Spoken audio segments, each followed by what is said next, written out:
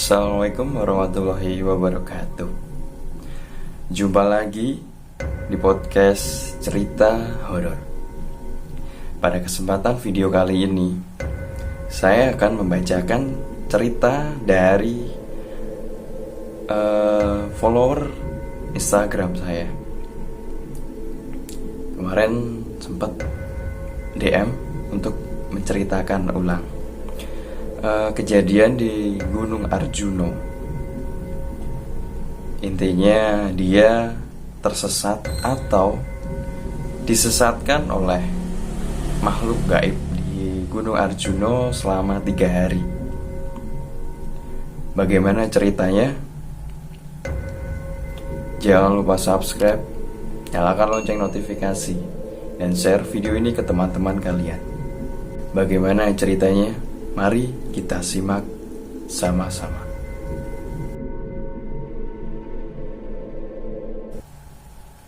Cerita awal tahun 2016. Tobi Adam dan 6 teman pendaki yang mengalami kejadian mistis selama pendakian di Gunung Arjuno. Kejadian ini dialami oleh pemilik akun Instagram Tobi Adam. Kejadian ini tahun 2016 yang ia alami.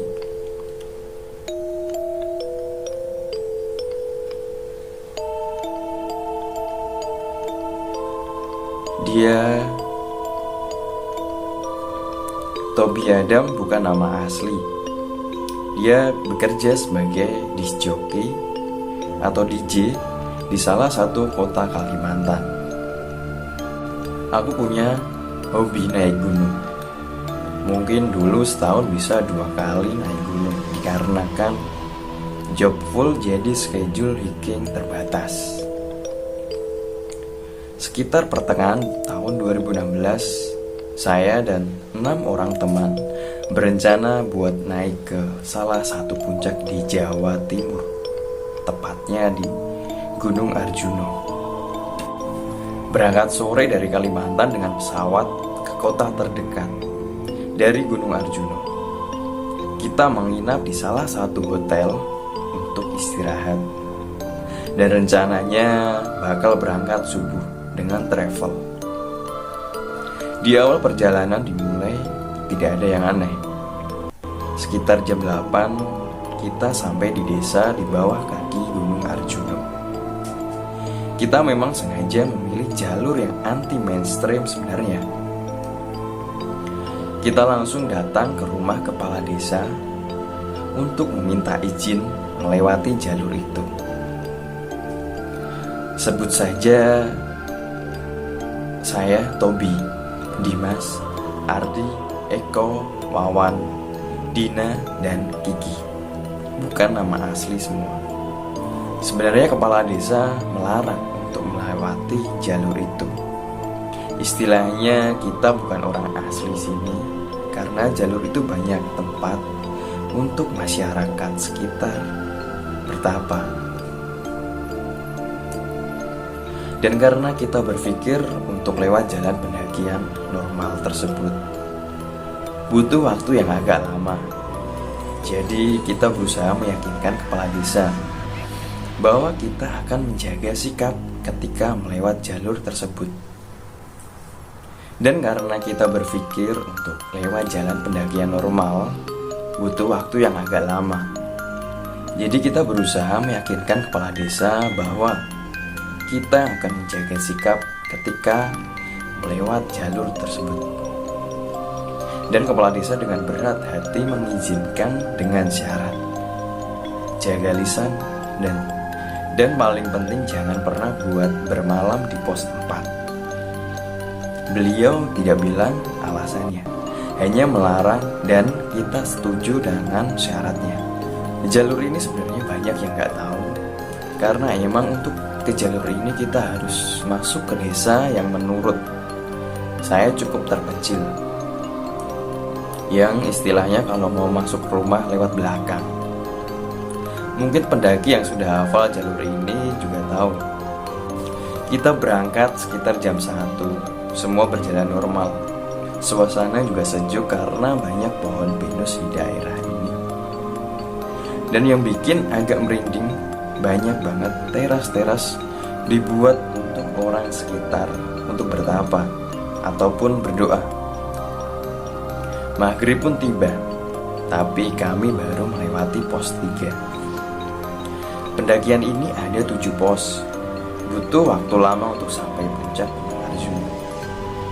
Nah, anak-anak cewek ini udah capek banget kata mereka. Terus saya bilang, ya udah, kenapa nggak bikin camp aja di pos 4? Paling bentar juga sampai. Jangan macam-macam kalau sudah dilarang. Itu denger coba. Hutan nih, bukan rumahmu, kata Eko. Udah, slow aja, nggak ada yang tahu juga kita camp di sini. Besok sebelum pagi subuh kita langsung beresin. Jadi nggak ada yang tahu kalau kita habis ngecamp di sini, ucap Tobi. Mungkin karena faktor capek, teman-teman yang lain diam saja seakan setuju untuk istirahat di pos 4. Sekitar sejam kemudian, kita sampai di pos 4. Terdapat tulisan di kayu di pinggir jalan setapak yang bertuliskan angka 4 yang udah ditumbuhi tumbuhan menjalar. Pikirku karena di sini jarang ada yang lewat makanya jadi nggak terawat. Dan di situ terdapat pos yang bentuknya seperti pos ronda untuk istirahat sementara. Sedangkan di belakang pos itu ada lapangan yang cukup luas dan bersih. Nah, mantapnya tempatnya luas begini, masa nggak boleh ngecamp sih, ucap Tobi. Kita langsung bagi tugas agar segera ada tempat untuk istirahat sebelum sore. Aku inget banget pas lagi asik nyanyi-nyanyi, tepat jam 9 malam, muncul seorang parubaya dari jalan setapak. Orang itu berjenggot putih dengan baju batik dan celana hitam gantung dan bawa parang. Sontak kaget dong kita semua, malam-malam gini ada yang nyusul bawa parang pula. Bapak itu tanpa basa-basi langsung ngomong dengan nada tinggi, pakai bahasa Jawa. Karena saya ada turunan Jawa, jadi agak paham. Wis tak kandhani, ojo nginep neng kene kok ngeyel toh. Iso pindah ra, ucap bapak tersebut. Sudah dikasih tahu jangan bermalam di sini. Kenapa pada ngeyel? Bisa pindah sekarang? Kita diam saling menatap sambil beresin barang-barang untuk naik ke pos berikutnya. Sebut saja Simbah biar enak. Simbah tadi masih berdiri di samping pos sambil merhatiin kita beresin barang. Sampai kita udah siap buat naik ke pos 5. Saya suruh teman-temanku buat duluan, karena aku masih beresin sisa-sisa api unggun tadi. 10 menit mereka jalan, akhirnya aku susul setelah yakin semuanya sudah bersih. Dan Simbah masih berdiri di samping pos. Pas aku ngelewatin Simbah itu, aku mencium wangi melati yang aku gak pikir macam-macam. Sambil ku tegur terus pamit. Mari Mbah, maaf atas kesalahan kami tadi, ucap Tobi. Simbah itu hanya mengangguk tanpa mengeluarkan kata-kata. Tak lama setelah melewati Simbah tadi, buat mastiin saja, aku nengok ke belakang. Apakah Simbah itu masih ada atau sudah pergi? Ternyata sudah tidak ada. Kok cepet banget perginya, batin saya. Dan di situ awal semua kejadian itu terjadi. Sambil memikirkan Simbah tadi, aku berjalan berusaha menyusul anggotaku yang tadi jalan duluan. Tapi ada yang aneh. Kalian tahulah hutan saat malam itu gimana? Berisik suara malam hutan, suara serangga dan yang lain. Tapi kali ini berbeda, sunyi senyap. Bahkan nyamuk pun gak ada. perasaanku saat itu. Aku mulai merasa ada yang mengawasiku, seperti ada yang mengikutiku dari belakang. Mungkin sekitar sejam aku jalan. Kenapa belum sampai ke rombonganku? Aku ngerasa kalau aku lewat jalan ini lagi. Kemudian aku cari kayu yang agak besar. Kemudian aku tancapin di pinggir jalan sebagai bukti bahwa aku tersesat atau tidak. Setelah udah pasang tanda, aku mulai jalan ke atas. 10 menit jalan, aku melihat kayu yang aku tancapkan tadi. Kok aku di sini lagi? Batinku mulai frustasi. Pikirku coba untuk turun lagi. Hasilnya sudah jelas. Sama saja, aku kembali ke tenda kayuku tadi. Aku coba ke kanan berusaha masuk ke hutan. Tetap hasilnya sama. Begitupun sebaliknya, aku selalu kembali ke tempat yang sama. Muncul pikiran panik. Aku yakin aku disembunyikan, tapi aku salah apa? Apa karena ngecamp di pos 4? Kenapa cuma aku saja yang disembunyikan? Banyak pertanyaan yang muncul di kepalaku. Aku putus asa dan lelah karena bolak-balik, tidak menemukan jalan. Aku duduk tempat di samping kayu tandaku, nengok ke kanan dan ke kiri, depan, belakang. Tiba-tiba dari pohon-pohon sekitar, aku merasa ada yang memperhatikan. Banyak banget. Aku ngerasa itu. Cuma aku gak lihat sosoknya seperti apa. Terus kemudian dari bawah gunung muncul sekelompok orang yang menggunakan pakaian kerajaan sambil membawa tombak dan obor. Sekitar 10-15 orang. Lewat tepat di jalan setapak di sampingku. Aku memanggil mereka tanpa jawaban.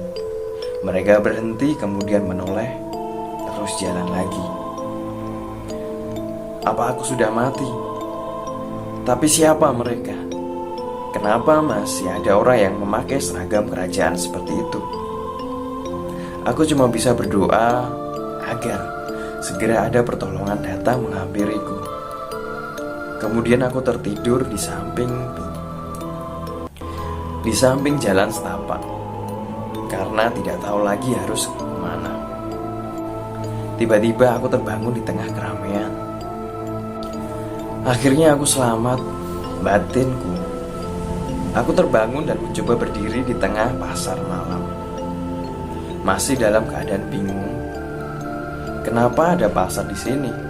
Dan kenapa mereka berpakaian seperti orang desa zaman dulu? Muka mereka pucat semua tanpa ada ekspresi. Kemudian aku didorong dari belakang sangat keras sampai terjatuh. Siapa sih yang dorong? Kira-kira dong, ucapku. Ketika bangun, seketika yang tadi ramai menjadi sepi. Pasar yang tadinya ramai orang menjadi sepi, tak ada satu orang pun kecuali aku. Aku perhatikan sekeliling. Nampak aku kenal lokasinya. Ya, ini adalah pos 4 tempat kami ngecamp. Tapi kok jadi pasar? Kemudian banyak suara wanita ketawa lirih, melengking yang bikin merinding. Tapi yang ketawa ini ramai banget, seperti berada di tengah-tengah orang yang lagi ketawa. Dengan gerak cepat aku lari karena udah ketakutan. Gak tahu lari kemana, yang penting menjauh dari suara tersebut. Terus aku melihat seperti ada pondokan di tengah hutan. Aku berhenti di situ karena merasa aman. Kemudian ada suara besar dan berat yang membuat aku gemetar. Kowe ra iso mulih, kamu gak bisa pulang. Terdengar suara dari dinding pondok dari belakang, seperti ada yang mendorongnya. Ramai banget yang dorong sampai berasa mau roboh. Mereka berusaha mendorong dinding pondok sambil ketawa cekikian. Sontak aku lari keluar pondok. Bodohnya, kenapa harus noleh? Di samping pondok itu banyak sekali makhluk yang di luar logika manusia. Bukan setan seperti yang kita tahu. Lebih ke persilangan manusia sama binatang. Makin gemetaran semua badan sambil lari, yang akhirnya kembali ke jalan setapak tempat ada kayu tadi. Aku duduk sambil nangis, putus asa. Tiba-tiba muncul sosok Simba berbadan ular besar turun dari pohon. Ternyata itu adalah Simba yang menegur waktu ngecamp di pos 4 tadi. Aku memang tanpa bisa berkata ataupun lari. Semua badanku lemas. Dia perlahan melilit badanku sampai gak bisa nafas. Aku pasrah. Aku gak punya ilmu agama sedikit pun, cuma bisa pasrah. Yang kuingat aku kehabisan nafas dan pingsan. Tiba-tiba aku terbangun, masih di tanda kayu tadi. Ada nenek-nenek yang menghampiriku dan berkata seperti ini. Nek dikandani wong tuwa iku manut le, ojo ngeyel. Panggonmu ngedek ning kemah karo kancamu. Mau kuwi pasar goib. Wis dikandani malah ngomong ra sopan. Kalau dikasih tahu orang tua itu nurut, jangan ngebantah. Tempatmu mendirikan kemah sama temanmu tadi itu pasar gaib. Sudah dikasih tahu malah berkata tidak sopan. Simba ndelok awakmu mirip karo putuku. Tak ewangi metu saka kene, tapi eling. Kene dudu omahmu, dijogo mongane karo prilakune. Ucap nenek tersebut. Simba, lihat kamu seperti mirip cucuku. Aku bakal bantu kamu keluar dari sini. Tapi ingat, ini bukan rumahmu. Jaga lisan dan sikapmu. Lungo goleo sumber banyu terus wudu, njuk turwo. Pergilah kamu cari sumber air, kemudian kamu berwudu, lalu pergi tidur di sini. Aku hanya mengangguk, kemudian ada suara dari kiriku. Aku menoleh ke kiri, tiba-tiba nenek itu sudah tidak ada. Gak tahu kenapa tiba-tiba aku mendengar suara percikan air. Ada sungai kecil mirip parit di belakang pohon besar. Aku langsung wudhu di sana, kemudian balik ke jalan setapak dan berusaha memejamkan mata. Akhirnya aku tidur. Belum lama aku tidur, aku merasa ada yang membangunkan. Benar saja, saat aku bangun sudah banyak warga dan 6 teman-temanku yang ternyata sudah 3 hari mencariku. Malam yang kurasa singkat ternyata sudah 3 hari. Mereka menemukanku tidur di samping jalan setapak. Padahal mereka naik gunung lewat situ tanpa ada lihat aku. Baru sore ini ketika mereka mau turun, baru melihatku tidur di samping jalan. Alhamdulillah, aku selamat. Saran buat teman-teman, khususnya bagi pendaki, untuk selalu jaga lisan dan jaga sikap kalian. Percaya atau enggak, tetap saling menghormati, karena kita hidup berdampingan. Sekian cerita dari Mas Tobi Adam. Dia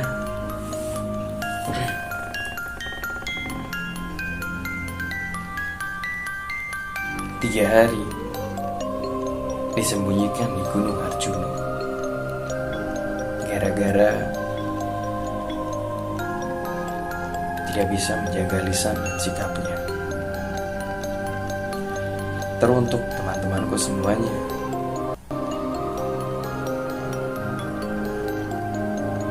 hidup kita saling berdampingan dengan yang tidak kelihatan. Alangkah baiknya untuk selalu menjaga sikap dan menjaga lisan kita.